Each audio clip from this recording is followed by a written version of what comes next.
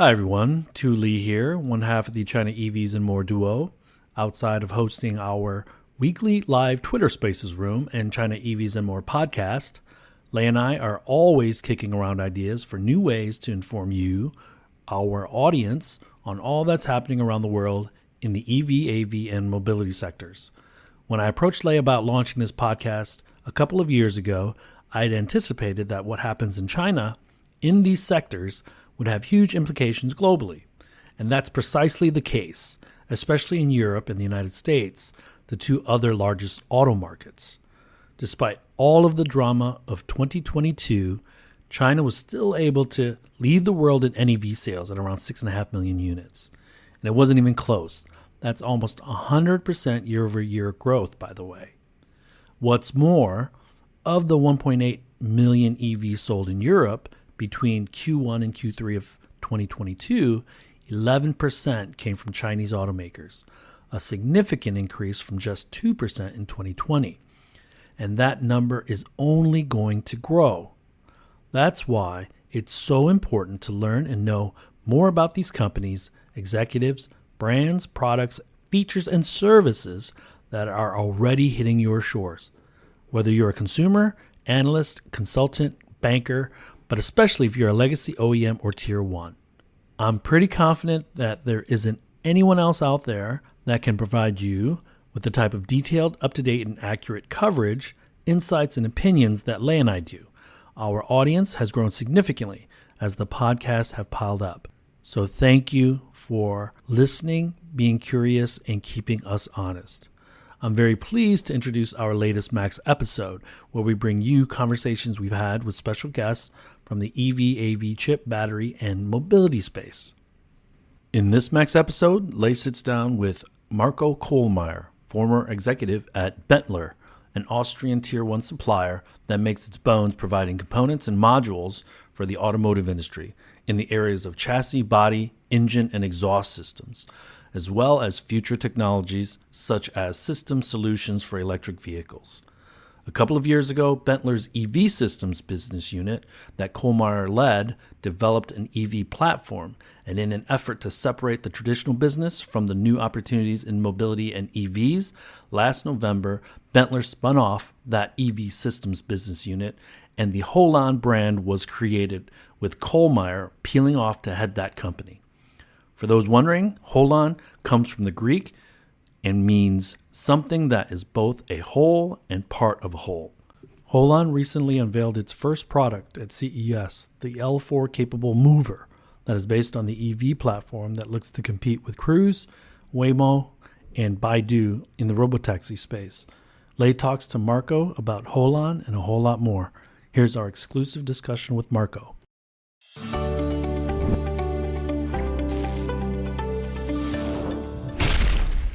So, Marco, thank you for speaking to China EVs and More. We're here at CES 2023.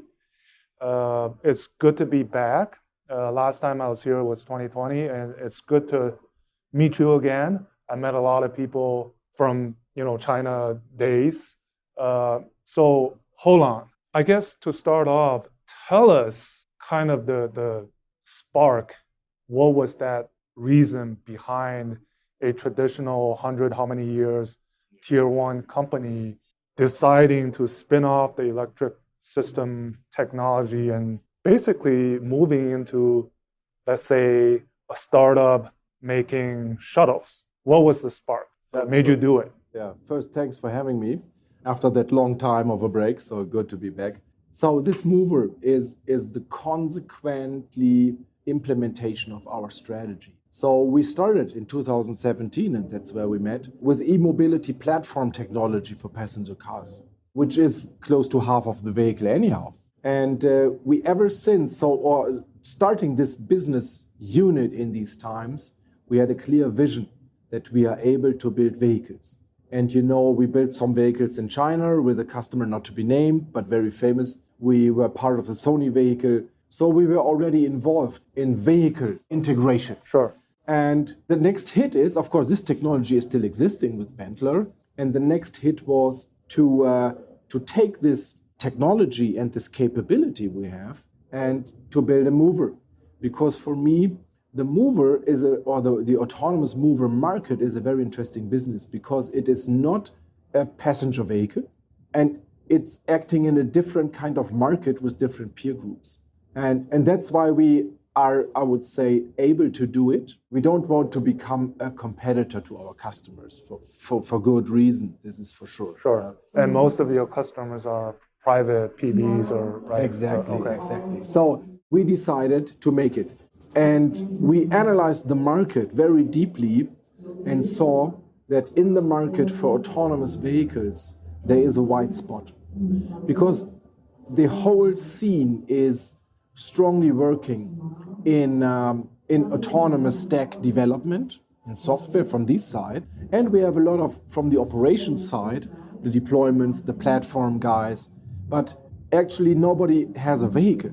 Of course, a lot of them took a normal passenger car and implemented the stack but this is not the solution for autonomous transportation because this is more a kind of an autonomous taxi. We saw this gap and we want to close it. And this is why we are here, somehow coming from the legacy business, able to make vehicles. We now offer this autonomous mover Holon to fill the gap between the AD stack suppliers and the operators to make autonomous driving real. What's the behind the naming? The name is from Greek.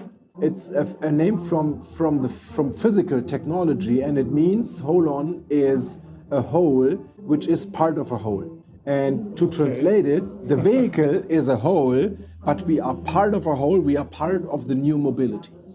Okay, WHOLE. Yeah, whole. Not hole in one. Okay. Exactly. Sure. Okay. And this is a deeper sense, and so it's not a fantasy name. It has a real connection to our ambition and our strategy. Right. Okay. So we have companies like Cruise with the Origin. We have Zoox. We have ZF with their latest shuttle, and they're also working with Beep. And you're working with Beep. You're working with Mobileye. Some of these are kind of partners. And what's different about this particular? What is this called? What is this? Does it have a name? Yeah, it does not have a real surname. We call it the Holon Mover. Potentially until our start of production, maybe we give him a special name. Okay. Yeah, you meant it. I mean, first, which is good, we see in the market, or actually on the CES, a lot of mover vehicles, shuttles, which I really appreciate because that shows that there is a demand in the market and there is more momentum coming up on this kind of segment. But our friends in the market, everybody has a different approach. As you said, we have the Zoox, the Cruise. They are going for robotaxi, the small ones. Okay. They are a 2 or 4 seater.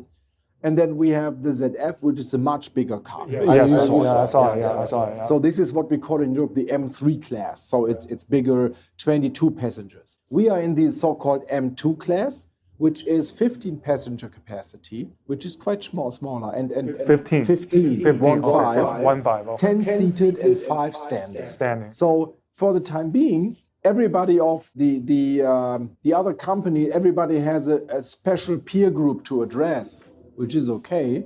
We saw that there is a big market, especially in this compact size. For what reason? First, this mover is made for the urban area, for sure. Yeah, real downtown traffic to take over, and especially in big cities, and especially in Europe and potentially also in Asia, really downtown streets are getting more and more tight. Yes. And we want to use, and therefore it's not good to have a bigger size of the vehicle. And especially for the on-demand service, which means a door-to-door delivery, it is really positive if you can use the existing infrastructure. It means our vehicle is able to get into a parking lot, which is existing. If you have a bigger one, you need a kind of a bus station to get off. Because it's very risky to stop directly on the street and to let people get off and get on. So this is a practical case, and this is what we talk with our stakeholders, because we call, of course, everybody talked, it's purpose-built, but this one is really purpose-built because we analyzed the use cases of the deployment companies, of the municipalities, the cities.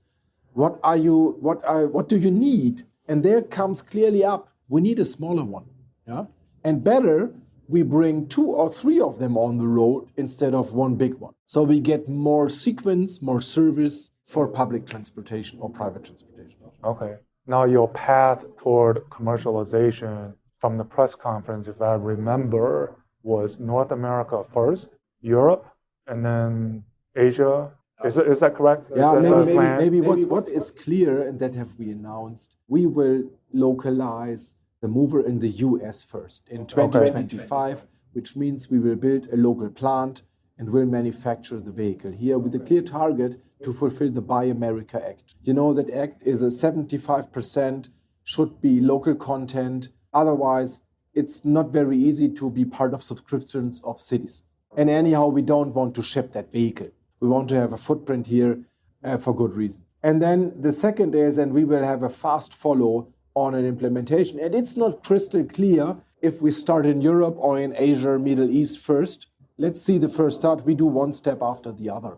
Okay. But we will, I would say, very fast follow with this global rollout. So that in the end, I would say in the beginning of 27, we have 3 production locations covering the world with a mover. Okay, and it's only for passengers? So this version is a people mover called. Of course, we have a roadmap. So the next vehicle will be of a bigger size. Okay. Yeah. You did say Holon mover, not Holon people mover. Right. So it's a Holon mover. Exactly. But our technology is scalable and modular. As you know, we're coming from the platform technology. So, and this vehicle, easily we can make a bigger one because all the technology is in the front and rear of the vehicle. So in the middle, somehow is nothing that must be scaled. So we can easily scale the body for a bigger vehicle size. And of course, we are also thinking about a cargo version. Okay. Yeah? Size not defined, but clearly looking for more applications, more vehicles, like a real vehicle manufacturer. Now, from the content, we know Pininfarina helped with the design. You're working with Mobile. You're working with Beep, which is running the operations of these. How much of this Holon Movers content are, let's say, from Benteler? Is that correct? Yeah, is that the way to correct. perceive it? How much we have a strong heritage, and we are at arm's length bounded to our Benteler company. We are the vehicle manufacturer.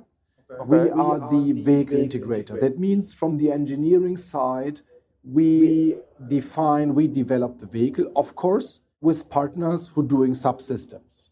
Especially the Mobileye is the AD stack, but we have also for the EE architecture, we work with Cognizant, we're working with Conti, and so on and so forth. That's interesting. Yeah. And in the end, nobody has 100% content on its own vehicle. Yeah. Everybody knows. Even with a competitor, right? Almost previously, right? Sure. Almost, yeah. I mean, we are doing the engineering job. From the manufacturing side, we do the general assembly, so we assemble the vehicle. And of course, Benteler is able to deliver the full chassis system, body parts, thermal management parts. Now, manufacturing, is that greenfield or is it existing? Yeah, to be defined. It's not clear. Okay. We can go greenfield, but of course, as we are bounded to Benteler, there's a synergy. Could be that we get in use of existing plant with Benteler. What kind of volumes are you? Yeah, we plan volumes. Right. So I would say we define the next level. Our clear aim is to get into scales. That means, and this is also what we call automotive grade, that we will manufacture automotive grade. We are heading for volumes that will lead in, I would say, a 10-year perspective up to 50,000 vehicles a year. Okay. And on the operational side of it, you wouldn't do that. You leave it to somebody like Beep. Exactly. Is that correct? Exactly. For us, it's a clear B2B business.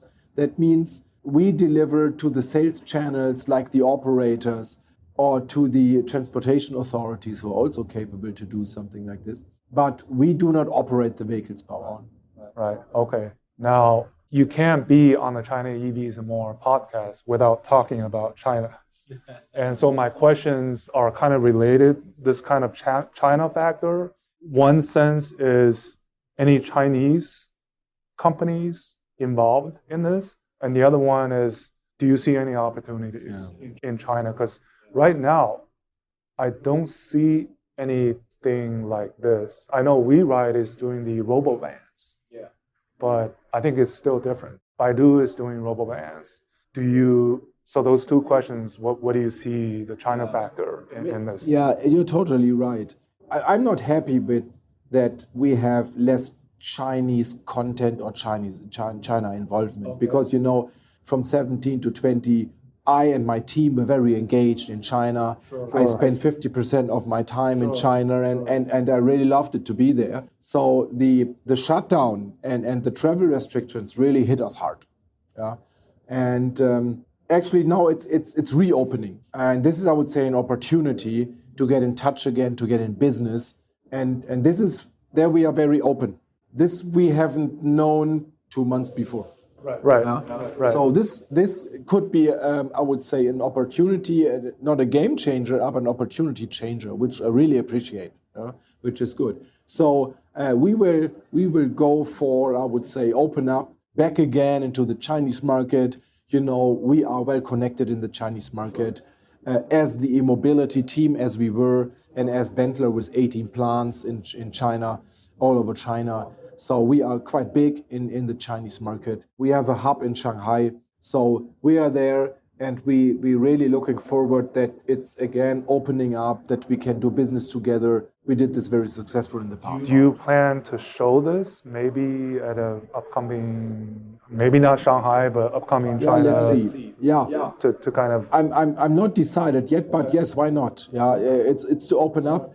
Let's see how now I would say the business making is gaining speed again, coming back, and hopefully I'm able to fully, I would say, travel back to China this year. So same here. 3 years. Yeah, been back. Looking forward. What are your? I hope you have some time to see the show, CES in the West Hall. What are your thoughts on some of the trends that you see at this CES? What do you see happening? Yeah, sadly I had only 1 hour today because we are very busy. But a lot of participants from the CES came to us and we exchanged, of course. Yeah. Okay. I think CES is also back because CES last year was somehow totally canceled. Normally I would have been here, but nobody else was here. So it's good. I think. It's CES. It's autonomous driving is still a hot topic on CES. You see it everywhere. And as said, we see the movers. I would say a good trend to what I like to say is we are heading for a tipping point in autonomous driving. That's important. And but we see autonomous driving highly feasible in this B2B area, in the transportation. I think from cost side and from technology side, it still takes some more time until we have it in the passenger car. Okay. But it will come, definitely. Okay. And just to confirm, this vehicle will first run on the segregated lanes? We are clearly heading for a mixed use case. Right. Not geofenced area, so directly on the streets. That's what we are heading for with the NUS city, not to be named, and with Hamburg. Okay. But that's already been decided. Right, but just to be named. When you're in Shanghai, if you remember, Shanghai has those bus routes, bus lanes. Yeah. That's a perfect opportunity. Yeah, of course. I mean, I'm surprised that exactly. If there is an infrastructural support for having a partly geofenced area, that helps a lot. Yeah, we must not necessarily be part of the, I would say, high traffic area. Of course, both is possible, and we do also the line operations. Yeah, so we are free. Okay. All right. Thank you, Marco, for talking to China EVs more, and wish you best of luck. And I hope to see you maybe in China again. Yeah, thank you. It was a pleasure, and I hope so too.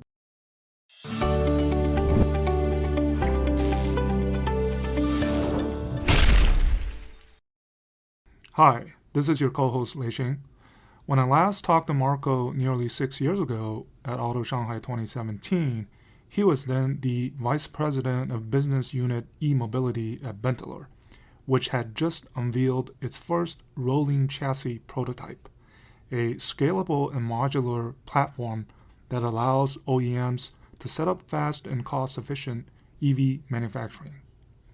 The 2.0 version of the so-called electric drive system debuted 2 years later, again at Auto Shanghai, and played a key role in helping Chinese real estate conglomerate Evergrande move into EV manufacturing, as well as Sony's surprise debut of the Vision S electric concept at CES 2020.